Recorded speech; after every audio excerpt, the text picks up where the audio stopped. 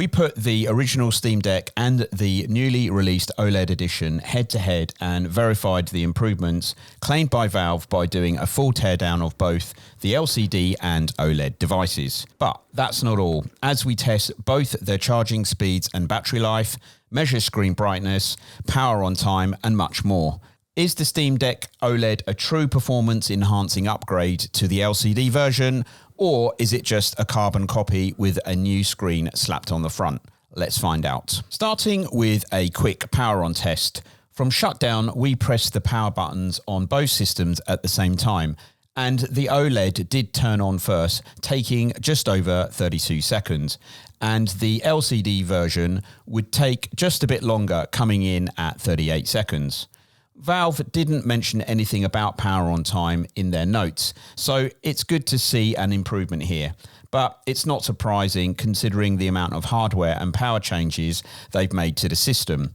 But more on that later. Valve did state, however, that they had reduced the total system weight by 5%. In our test, the LCD version weighed in at 677 grams and the OLED at 643. Which is 34 grams lighter, almost exactly the 5% reduction promised. To begin the teardown, the screws needed to be taken out of the back panel. They have reduced the amount of screw types in the system. For the LCD, I had to swap screwdriver bits part way through the teardown, whereas for the OLED, I could use just one Phillips screw type bit. From a disassembly point of view, this is a good improvement if you're trying to get into your Steam Deck.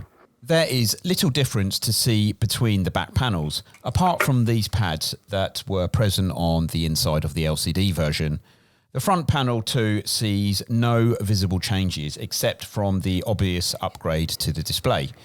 The active area of the screen has increased from 7 inches to 7.4, resulting in a much smaller bezel when the system is on.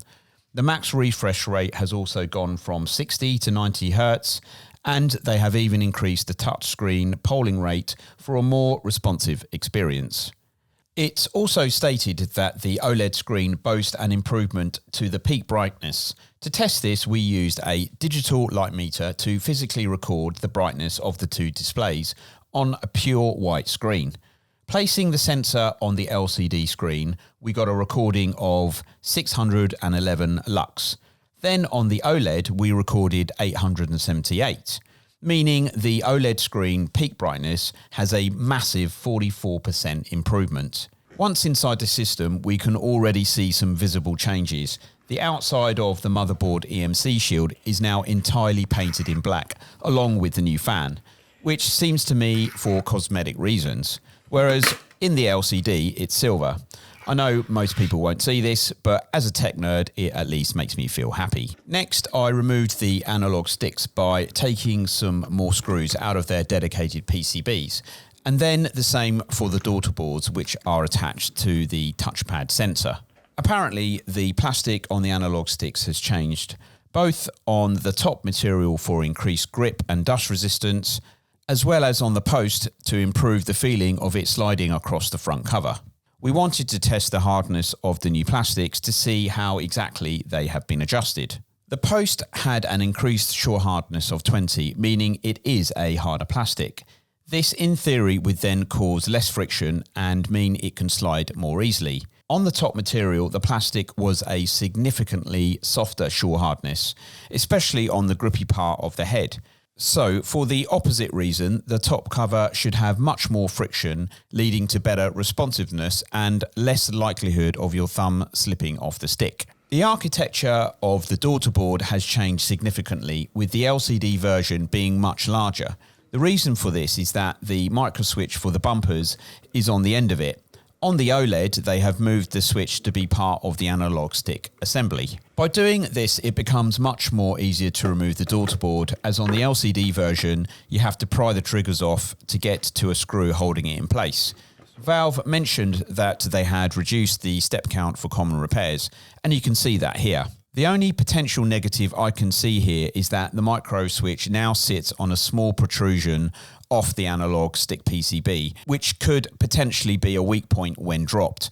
However, we haven't tested this. The trackpads have been redesigned with fewer parts, and the metal brackets that hold the trackpad in place is now straight in comparison to the LED spring-like design. They claim that the trackpad's feel and precision has been improved, as well as the fidelity and edge detection. Removing the motherboard shielding, we can see drastic differences, with the LCD version having huge thermal pads sitting on the inside. I think there is a very good reason why these are not needed anymore in the OLED version, which I will get to in just a moment. There is also this cutout on the LCD version for a screw needed for extra grounding. As this hole is too big to pass EMC testing, they have covered it with a metallic tape. Removing the screws holding down the copper heat pipe to the CPU, I can remove the fan. There is a significant structural change as they have completely flipped the orientation of the fan, meaning the direction of the flow of air,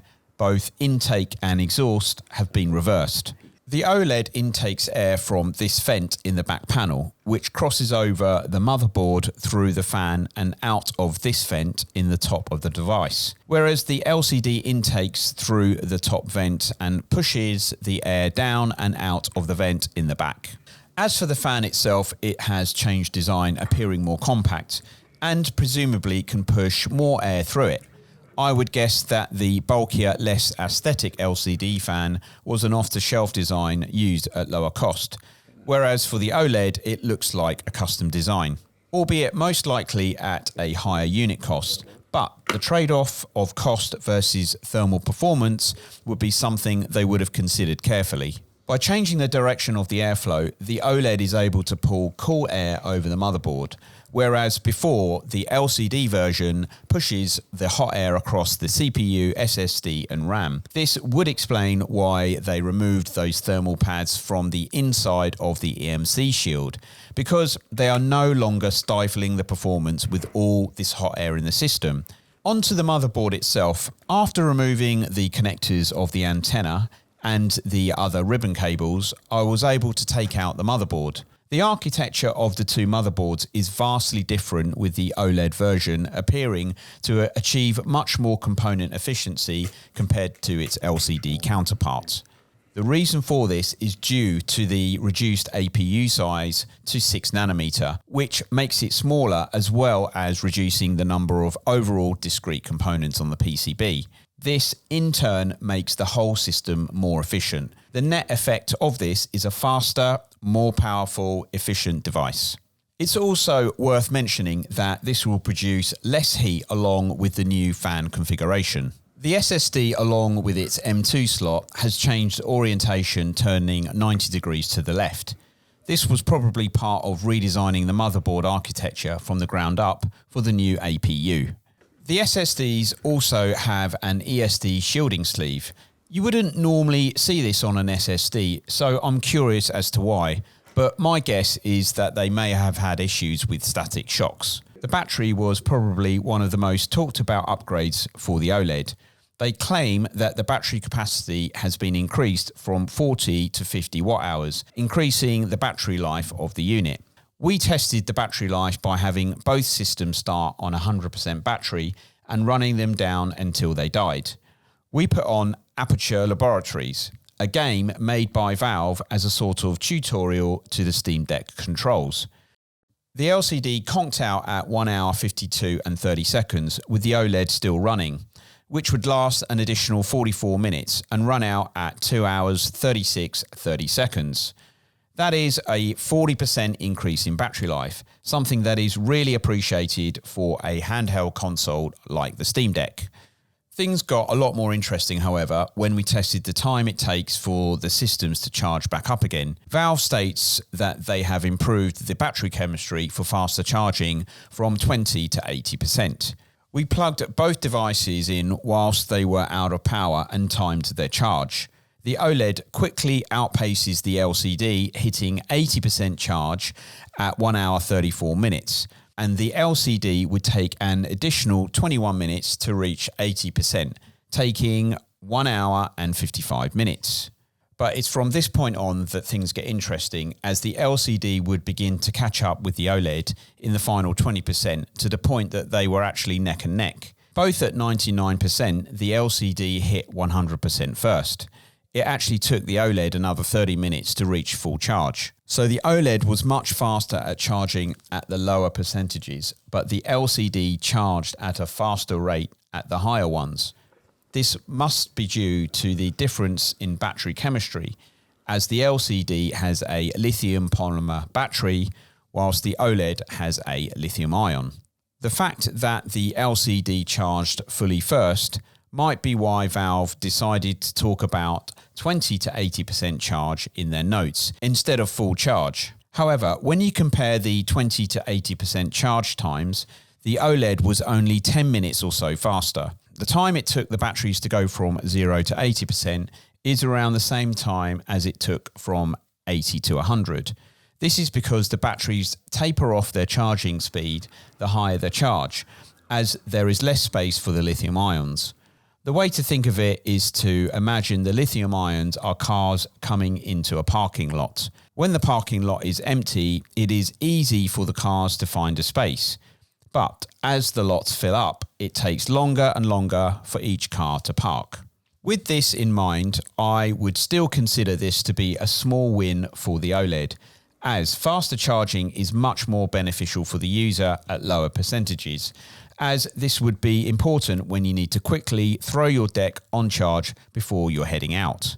When charging up to 100%, it is more likely that you will have left your deck on charge for a long time or overnight, so faster charging speeds aren't really helpful. Batteries rarely charge to real 100% due to the battery control firmware to avoid thermal runaway, which can lead to batteries setting on fire like the Samsung Note 7 did in 2016. Finally, we wanted to try taking the screen off with a suction pad. We did hear that they improved the display replacement to not require taking the rear cover off. You would assume that this meant that the screen could be taken off like this. But to my best efforts, I couldn't get the screen to pop out. And I didn't want to force it and break it, as we wanted to keep the device. For a very good reason, as this is the one we're going to give away. Whilst Valve was very clear that this wasn't a second edition to the Steam Deck, it looks like they have gone above and beyond what is expected of a simple update. It doesn't just have a new display, but a new APU, an upgraded battery, and a new thermal solution. The Steam Deck OLED has been redesigned from the ground up, and it's incredible to see to what extent these changes have been underplayed for this release. The Steam Deck OLED has either delivered on or outperformed on its promises. As for the design for manufacturer score, I'd give this a solid 8.5 out of 10. Of course, there could be further improvements to maximise the internal space a little more. This could increase battery capacity or even lower the weight even further. But these are minor points. To take part in the giveaway, all you have to do is to subscribe to the channel and comment on what you think of the Steam Deck OLED. The best comment and discussion wins. And don't worry, we'll put it back together again for you. Thanks for watching.